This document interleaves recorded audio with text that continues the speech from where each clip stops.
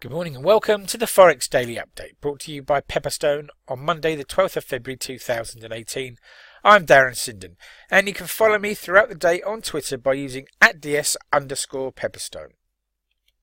Right, let's take a look at overnight changes and price moves to be aware of. As it's Monday, we tend to look at things from a weekly standpoint, so I will just flag here the weakness that we saw in both the euro, in sterling, and the Aussie dollar against the US currency over the course of last week. The dollar itself finishing the week at 90.14 as measured by dollar index, so above that key round number, and it made gains of 0.64% over the course of the last trading week. I will just flag a couple of contradictory numbers here. The yen strengthening against the dollar by around 0.36%, whilst the dollar itself made gains against the Swiss franc of around 0.72%. I'm watching these two currencies closely for signs of safe haven flows that may have emanated out of last week's equity volatility, though as yet there's no clear sign that that's happening at all. Right, what's on the calendar? Events that may move the markets today. A pretty quiet calendar today. We have a holiday in Canada, Family Day there, and then at 8 o'clock this morning we'll have Consumer Price Index data out of Switzerland, and then at 11 a.m.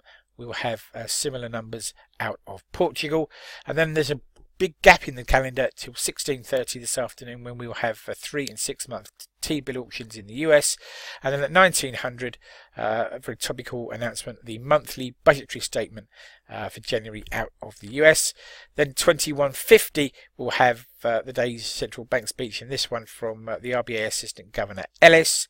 23:50 we're back to Japan to close the day out with the domestic corporate goods price index data month on month and year on year for January.